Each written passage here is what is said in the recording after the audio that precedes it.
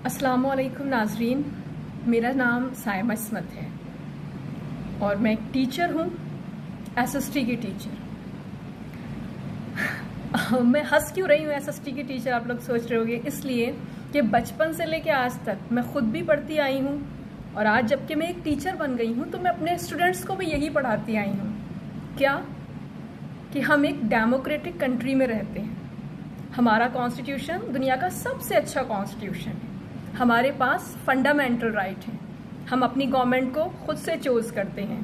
PM CM जिनको भी हम इलेक्ट करते हैं वो हमारे सामने अकाउंटेबल होते हैं। तो यही सारे अल्फाज मेरे कानों में रिकॉल हो रहे हैं और मैं ये सोच रही हूँ कि क्या सचमुच जंतर मंतर की सिचुएशन देखने के बाद, सोनम सर का हाल देखने के बाद, क्या हम ये बात कह सकते हैं कि हमारे पास फंडामेंटल राइट हैं, हमारे पास right to speech and expression है? क्या गवर्नमेंट सच में, क्या गवर्नमेंट सीरियसली हमारे सामने अकाउंटेबल है?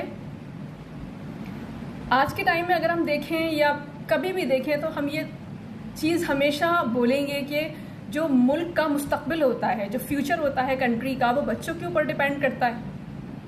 और बच्चे कंट्री का फ्यूचर कैसे बनाएंगे? जब वो अपना फ्यूचर बनाएंगे तो अपना फ्यूचर वो किस चीज़ से बनाएंगे? एजुकेशन सिस्टम से, एजुकेशन के थ्रू बनाएंगे। और अच्छी एजुकेशन के लिए अच्छा एजुकेशन सिस्टम होना ज़रूरी है।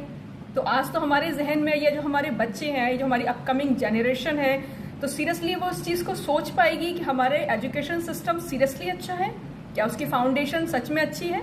इंडिया में तो ऑलरेडी वैसे भी बहुत ज़्यादा इकोनॉमिकल डिस्पैरिटी है, रीजनल डिस्पैरिटी है। जो गरीब है वो गरीब होता जा रहा है, जो अमीर है वो अमीर होता चला जा रहा है। तो गरीब माँ बाप के पास एक ही ऑप्शन रहता है कि वो अपने बच्चों को अच्छे से पढ़ा लें ताकि वो अपने और अपने माँ बाप का आने वाला टाइम बेहतर बना सके।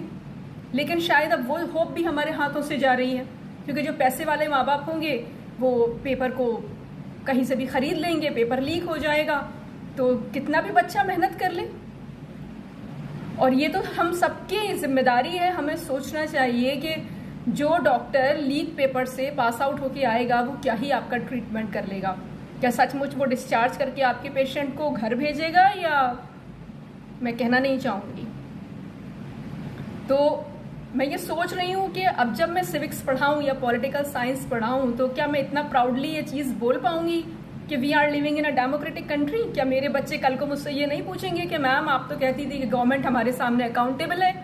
अब आज के टाइम में जब हम जंतर मंतर पे उनसे सवाल पूछ रहे हैं तो वो रिटर्न में हमें क्या कुछ दे रहे हैं वो सारी दुनिया देख रही है। मैं कोई पॉलिटिशियन नहीं हूँ, मैं कोई बहुत बड़ी लीडर नहीं हूँ, लेकिन मैं एक रेस्पॉन्सिबल इंडियन सिटीजन हूँ और शायद ये मेरा हक बनता है कि मैं वाकई में गवर्नमेंट से ये सवाल पूछूं कि हमारे एजुकेशन सिस्टम का हाल इतना ख़राब क्यों होता जा रहा है। क्यों एजुकेशन मिनिस्टर आंसर नहीं दे रहे हैं? बच्चों से एक टेबल पे 2 चेयर लगा के वो बात क्यों नहीं कर सकते? आई थिंक सारे ही रेस्पॉन्सिबल सिटीजन्स को ये सवाल ज़रूर पूछना चाहिए किसी भी प्लेटफॉर्म के ज़रिए, ताकि आगे जब हम बच्चों को पॉलिटिकल साइंस पढ़ाएं तो हम प्राउडली पढ़ा पाएं और ये कह पाएं कि we are living in a democratic country and we have fundamental rights and we choose the government and the government is accountable at front of us.